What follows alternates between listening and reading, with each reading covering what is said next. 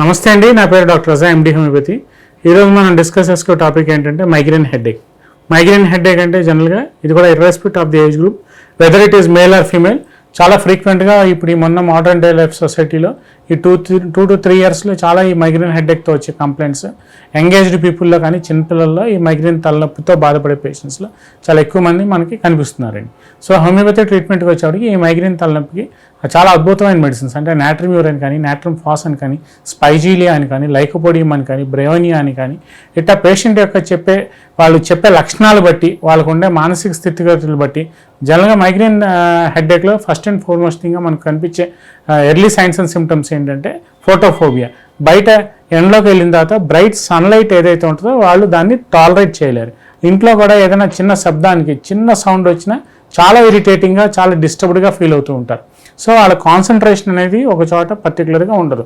So mind అనేది జనరల్గా ఈ మైగ్రేన్ హెడేక్ ఇండివిజువల్స్లో ఈ ఫోటోఫోబియా కానీ, లేదంటే ఇంటాలరెన్స్ టు సన్లైట్ కానీ, లేదంటే సెన్సిటివ్ టు స్లైటెస్ట్ నాయిసెస్, ఇందాక నేను చెప్పినట్టు చిన్న చిన్న శబ్దాలకు కూడా చాలా ఇరిటేట్ అయిపోవటం, తొందరగా చిరాకు, కోపం అంటే తొందరగా ఎక్సైట్ అయిపోవటం, బాగా ఎమోషనల్గా అన్స్టేబుల్గా ఉండటం, తొందరగా ఒక రకమైన ప్యానిక్గా, ఒక రకమైన ఇన్సెక్యూర్డ్ ఎన్విరాన్మెంట్కి వెళ్ళిపోవటం, దాంతోపాటు నాసియేటింగ్ సెన్సేషన్, ఏం తిన్నా లేదంటే ఏదైనా వాసనలు ఏమన్నా చూసినా, లేదంటే వాళ్ళకి పడంది ఏమన్నా తిన్నా, లేదంటే ఏదైనా ఆయిలీ ఫుడ్ ఏమన్నా తిన్నా వాళ్ళకి ఇమీడియట్గా ఈ మైగ్రేన్ హెడేక్ అనేది చాలా ఎక్కువగా కనిపిస్తుంటుంది.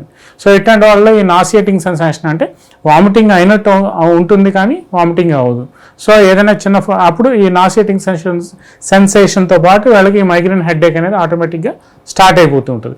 లేదంటే తొందరగా ఏదైనా ఎక్స్పోజర్ టు కోల్డ్ ఎయిర్ అంటే కోల్డ్ బ్రీజ్, చలిగాలి కానీ, లేదంటే వేడిగాలి అంటే చేంజ్ ఆఫ్ క్లైమేట్స్లో కూడా ఈ మైగ్రేన్ హెడేక్ అనేది కొంతమందిలో ట్రిగరింగ్ ఫ్యాక్టర్స్గా చెప్పుకుంటూ ఉంటాం. అంటే first and foremost thing intolerance to sunlight, photophobia, slightest సౌండ్స్కి సెన్సిటివ్గా ఉండటం, దాంతోపాటు ఏమన్నా ఫుడ్ ఎలర్జీస్లో ఉన్న వాళ్ళలో కూడా ఈ మైగ్రేన్ హెడేక్ ఉంటుంది. ఆ ఫుడ్ ఎలర్జీస్లో కూడా స్ట్రాంగ్ ఓడర్స్ వచ్చే ఫుడ్స్, లేదంటే పంజెంట్ ఫుడ్స్, లేదంటే ఐస్ క్రీమ్స్, టీలు, లేదంటే ఇట్లాంటి ఎక్స్ట్రీమ్ కోల్డ్, లేదంటే ఎక్స్ట్రీమ్ హాట్ ఫుడ్స్, లేదంటే బాగా ఆయిలీ ఫుడ్స్లో వాళ్ళలో కూడా ఈ ఇండివిజువల్స్ అంటే వాటికి సెన్సిటివ్గా ఉండే ఇండివిజువల్స్లో కూడా ఈ మైగ్రేన్ హెడేక్ అనేది చాలా ఫ్రీక్వెంట్గా ఫార్మోస్ట్గా మనకు కనిపిస్తూ ఉంటుంది. తర్వాత దాని ద్వారా ఈ ఎలక్ట్రానిక్ గ్యాడ్జెట్స్ ఎక్కువసేపు ఈ ల్యాప్టాప్స్ కానీ, ట్యాబ్స్ కానీ, లేదంటే ఈ టీవీస్ ముందు, లేదంటే ఈ ఎలక్ట్రానిక్ గ్యాడ్జెట్స్కి ఇప్పుడు ఈ చిన్నపిల్లలు, లేదంటే ఇర్రెస్పెక్ట్ ఆఫ్ ది ఏజ్ గ్రూప్, ఇందాక మన ప్రీవియస్ వీడియోస్లో చెప్పుకున్నట్టు ఈ ఆన్లైన్ సిస్టమ్ అయిపోయిన తర్వాత ఎక్కువసేపు వాటి ముందు కూర్చోవడం వల్ల కూడా irrespective of the age group చాలా చిన్నపిల్లల్లో ఈ మైగ్రేన్ హెడేక్ అనేది ఒక వ్యాధిగా మనం చూస్తున్నామండి. సో ఇట్లా మైగ్రేన్ హెడేక్ వచ్చిన వాళ్ళు ఏంటంటే వాళ్ళకి ఆ ఉండే ఇంటెన్సిటీ యొక్క కంప్లైంట్స్ ఇంటెన్సిటీ ఎలా ఉంది అంటే ఇంటాలరెన్స్ టు సన్లైట్ ఉందా, లేదంటే స్లైటెస్ట్ సౌండ్స్కి సెన్సిటివిటీ ఉందా, లేదంటే ఫుడ్ అలర్జీస్ ఉన్నాయా, లేదంటే ఎక్స్ట్రీమ్ కోల్డ్, ఎక్స్ట్రీమ్ క్లైమేట్స్లో చేంజ్ అవుతున్నప్పుడు హెడేక్ వస్తుంది.